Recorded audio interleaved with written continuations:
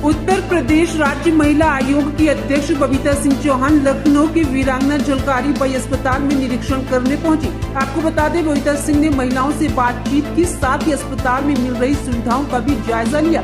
जायजे के बाद मीडिया से बातचीत करते हुए व्यवस्थाओं के बारे में उन्होंने क्या कुछ बताया, सुनिए।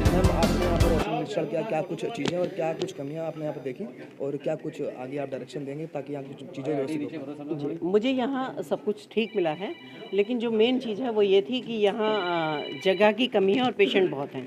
तो मुझे लगता है कि क्योंकि हार्ट ऑफ सिटी होने के नाते ये एक बहुत इम्पोर्टेंट हॉस्पिटल है यहाँ महिलाओं के लिए, और क्योंकि इस जगह कम है और पेशेंट ज़्यादा हैं, तो मुझे लगता है कि कहीं ना कहीं थोड़ा सा इसको शिफ्ट हो जाना चाहिए।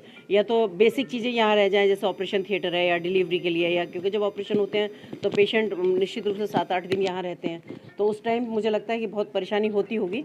और ऐसे में भी देख के लग रहा है कि जैसे आप लोगों ने भी देखा है कि बाहर बहुत पेशेंट बैठे हुए हैं और अंदर उतनी जगह नहीं है, तो जगह की प्रॉब्लम है। मैम, पार्किंग एक बड़ा इशू है यहाँ पर, हॉस्पिटल प्रशासन नेचुरली जब हॉस्पिटल ऐसी जगह है, ये पुराना हॉस्पिटल है, तो पार्किंग की जगह होगी।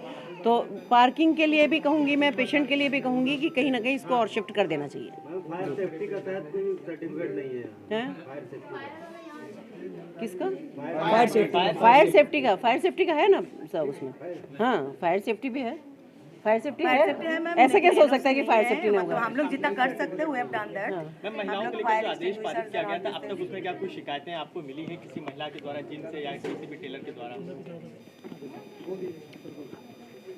देखिए, ऐसे मैं कहूँ आपसे कि अभी मुझे शिकायतें मिली हैं, तो शिकायत कोई कम भी नहीं हुई है, आती ही है शिकायत, और आप लोगों के पास भी होंगी, ऐसा नहीं है।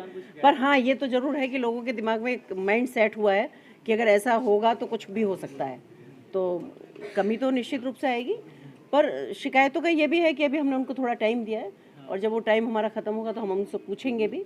और हमने कहा है अगर उनको ज़रूरत है महिलाओं की किसी भी फील्ड में, कहीं भी वो टेलरिंग में चाहिए या उनको ब्यूटिशियन के लिए चाहिए या उनको जिम के लिए चाहिए, तो उनके पास है तो बहुत अच्छी बात है, नहीं है तो हमसे कांटेक्ट कर सकते हैं, हम उनको देंगे। मैम, बीते दिनों कुछ संगठन आपके पास गए थे जिन्होंने एक ज्ञापन देते हुए इसका विरोध किया था कि जो कोएड कॉलेजेस हैं या जो गायनो डॉक्टर्स हैं, उन सब के पास जो महिलाएं जाती हैं, कल को उनके ऊपर भी एलिगेशंस लगेंगे, तो क्या वो साथ में सामाजिक ताना बाना पे इस पर प्रभाव पड़ेगा?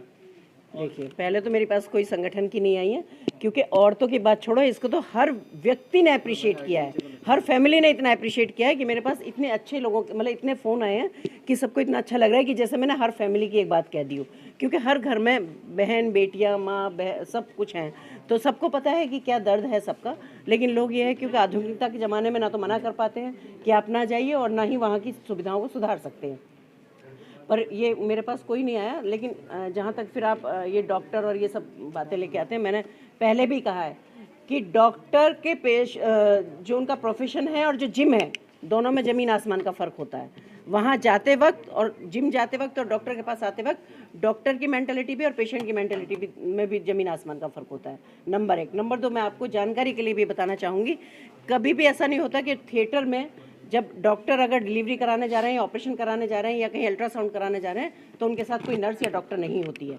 तो ये सब बेकार की बातें हैं कि एक अगर क्वेश्चन पर कोई क्वेश्चन बनाना है तो अलग बात है, अदरवाइज ऐसा कभी नहीं होता कि डॉक्टर कहीं अकेले जा रहे हैं। और मैं तो कहती हूँ अगर वो अकेले जा भी रहे हैं तो उसमें और उसकी मानसिकता में बहुत फ़र्क है, तो वो कंपेयर करना तो बहुत गलत बात है, ऐसा नहीं है।